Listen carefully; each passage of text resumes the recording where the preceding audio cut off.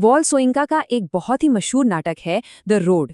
ये एक ऐसा नाटक है जो हमें सोचने पर मजबूर कर देता है कि आखिर जिंदगी क्या है, मौत क्या है, और इन दोनों के बीच जो एक धुंधली सी दुनिया है उसका मतलब क्या है। तो चलिए इस सफर को थोड़ा और गहराई से समझते हैं। ये एक लाइन इस पूरे नाटक का सार है। सुनने में अजीब लगता है ना कि शब्द जो जिंदगी का प्रतीक है वो असल में मौत का साथी है। यही वो पहेली है जिसे सुलझाने के लिए ये नाटक हमें एक बहुत ही अनोखी यात्रा पर ले जाता है। अच्छा, जरा एक ऐसी जगह की कल्पना कीजिए, एक ऐसी दुकान जहां हादसों का मलबा बेचा जाता है। ये है एक्सीडेंट स्टोर।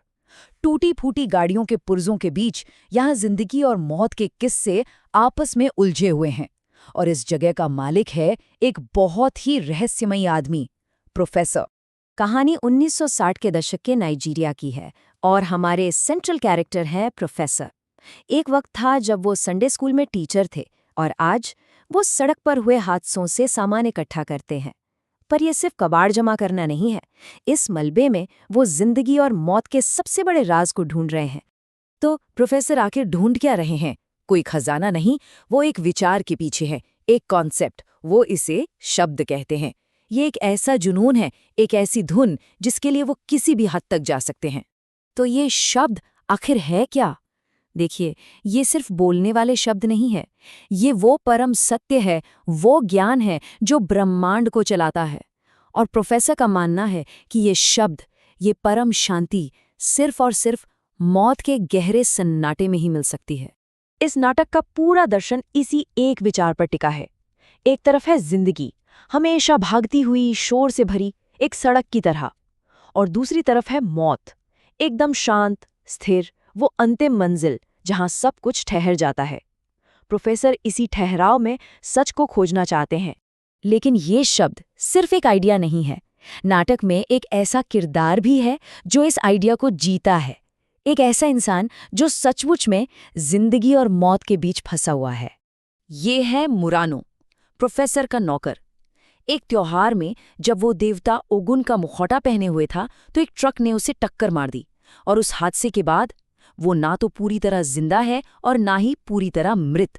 वो बस वक्त में जम गया है, बोल नहीं सकता, बस देखता है। मुरानो की इस अजीब हालत को समझने के लिए हमें योरूबा कल्चर के अगेमो कॉन्सेप्ट को जानना होगा। अगेमो उस अवस्था को कहते हैं जब इंसान भगवान बनने की प्रक्रिया में होता है। ये एक ट्रांजिशन का पल है और मुरानो उसी ट्रांजिशन में, उसी पल में हमेशा के लिए अटक गया है। प्रोफेसर की कही ये बात मुरानो की हालत को एकदम सटीक तरीके से बताती है। उसका एक पैर जिंदों की दुनिया में है और दूसरा मुर्दों की। और यही चीज उसे प्रोफेसर की खोज का सबसे जरूरी हिस्सा बनाती है। वो उस रहस्य की जीती जागती चाबी है। अब सवाल ये है कि सोइंका इतने गहरे और मुश्किल विचारों को स्टेज पर कैसे दिखाते हैं? इसका जवाब है माइम के जरिए, यानी मूक का अभिनय। ये सिर्फ एक्टिंग नहीं है, ये एक तरह का अनुष्ठान है। नाटक में ऐसे कई सीन हैं। सैमसन एक मरे हुए ड्राइवर की नकल करता है। कोचनू और सैमसन एक भयानक एक्सीडेंट को फिर से जीते हैं। और जब वो ऐसा करते हैं तो वो सिर्फ कहानी नहीं सुना रहे होते, वो उस पल में वापस चले जाते हैं। यादें इतनी हावी हो जाती हैं कि असलियत और नाटक का फर्क ही मिट जाता है। और यहीं पर हमें नाटक का सबसे बड़ा टकराव देखने को मिलता है। एक तरफ प्रोफेसर हैं जो दूर बैठकर एक वैज्ञानिक की तरह मौत को समझना चाहते हैं, और दूसरी तरफ बाकी किरदार हैं जो अपने दर्दनाक अनुभवों को फिर से जीकर उस रहस्य को असल में महसूस करते हैं। प्रोफेसर का रास्ता दिमाग का है और उनका रूह का। किरदारों के ये जो अनुभव हैं, ये सिर्फ दिमागी वहम नहीं है, ये सोइंका के एक गहरे फलसफे का हिस्सा हैं जिसे वो चौथा चरण कहते हैं। चलिए इसे समझते हैं।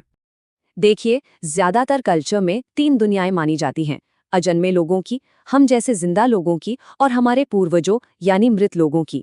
लेकिन सोइंका एक चौथी दुनिया की बात करते हैं, एक ऐसी जगह, एक ऐसा स्पेस जहां ये तीनों दुनियाएं आकर मिलती हैं। ये एक ब्रिज की तरह है। यही चौथा चरण वो जगह है जहां इंसान अपनी हदों को पार कर सकता है, जहां वो वक्त और अपनी पहचान से ऊपर उठ सकता है। और नाटक में माइम और आवेश के जो सीन हैं, वो असल में किरदारों के लिए इस चौथे चरण में दाखिल होने का दरवाज़ा है। तो इतना सब कुछ करने के बाद क्या प्रोफेसर अपनी खोज में कामयाब हो पाते हैं? जैसे जैसे नाटक अपने अंत की तरफ बढ़ता है, हमारे सामने एक बहुत ही दुखद सच्चाई आती है। यही इस नाटक की सबसे बड़ी विडंबना है। प्रोफेसर, जो शब्द को पाने के लिए इतना बेचैन है, वो खुद कभी भी उस चौथे चरण का अनुभव नहीं कर पाता।